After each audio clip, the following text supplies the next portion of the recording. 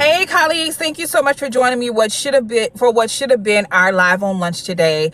Live on lunch is my lunchtime check-in with you guys, giving you all kinds of information and updates about the workforce, about whether you're a manager, business owner, or an individual as an employee, okay? But that aside, what we're talking about today is this thing that's becoming very common, which is called quiet firing.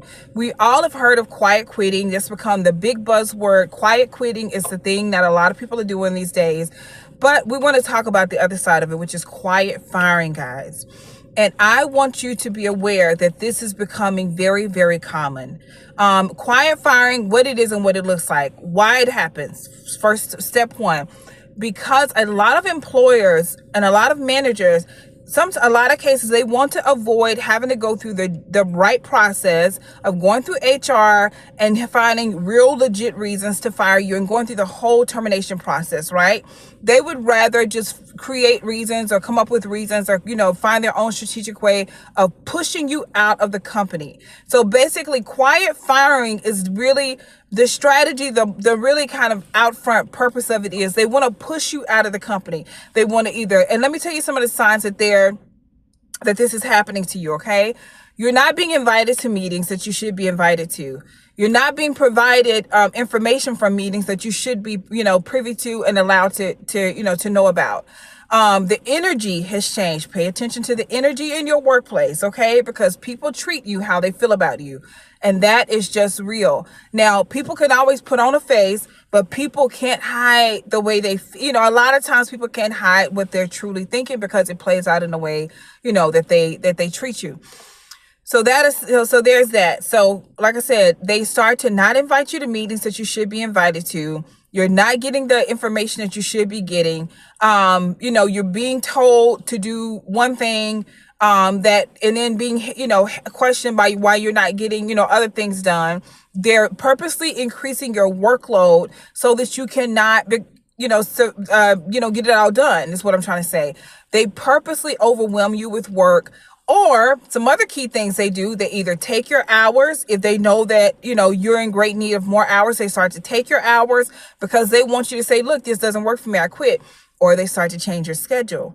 If they know that your schedule is important, it's going to impact your life, it's going to do something to shake up too many things outside of work to where, okay, if her schedule's changed or if his schedule's changed, then we know this will no longer be a great fit for him. What they ultimately want to do is push you out. They want you to find a reason to fire yourself, aka quit the job. That is called quiet firing, guys. How you can protect yourself. First of all, I want you to make sure that in any case, I don't care if you are working your dream job. I don't care if you are getting paid top dollar. I don't care if your name is all over every wall in the company for acknowledgments or for being an awesome employee. From the first day that you enter a company, you must understand that you need to treat this company the way they treat you. You are an option to them. Okay. And they are an option to you. Okay. And you need to empower yourself by doing what you should always be doing. And that is document.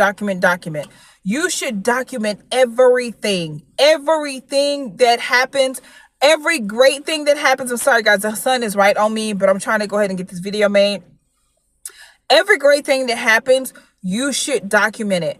From the first day that you take that job, from the interview process, do not go into an interview and not take note of everything that you discuss in that interview. That is not okay. Every interview that you have, you should take note of everything that is discussed in that interview. Even though you may not be in a position of entrepreneurship or sole entrepreneurship or full-time entrepreneurship, or you may not be a business owner, you are still a boss. Guess what? You're the boss of your time. And you should approach everything about your work experience like a boss. You need to document everything from the minute you get through that door. When you go in, and like you'll always hear me say over here with the colleagues, guys, we always do our best. Nothing less than our best is acceptable. So when you go into that door, when you walk through that door, you start to document. I want you to have a journal, a folder, and that you can use. And I'm actually in the process of creating an amazing journal that you're going to be able to use. Like I said, based on my experiences, both in all the different areas that I've set, the different seats that I've set in, from management, as being a Six Sigma, from being, the person hiring, the person letting people go, from being an employee, just an employee, no some form of leadership. I have taken note, guys. And this journal is going to be made to empower you so that you can document everything throughout your work experience, your career, like I said, starting from the interview process, from beginning to end. You need to document everything, because let me tell you what that does. And don't just document bad things. I'm not saying take notes and look for bad stuff to happen. The hope is that we would all have great and amazing work experiences, regardless of what job we're in, regardless of what career we're in. That's the goal. That's the desire. So you're going to be documenting great things too. You're going to be my point, document everything. If you do a great report, if you document everything about that experience with that new project that you have, all the great things, document every great email and message and conversation that you have. Say Dexter is your boss. Well, Dexter came into my office on Friday, June 17th, and he told me that I have done a stellar job on X project. I am doing amazing. I am on track for consideration for a promotion. You document everything, because different things, can happen to you.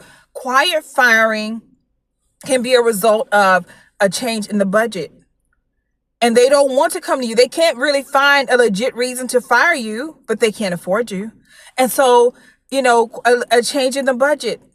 It can be a change in leadership. And maybe a new leader comes in, and your last leader may have loved you, but your new leader doesn't like you at all. Or they want to replace you with somebody else, or they want to do something different with your role, or, so many things. Organizational structure changes.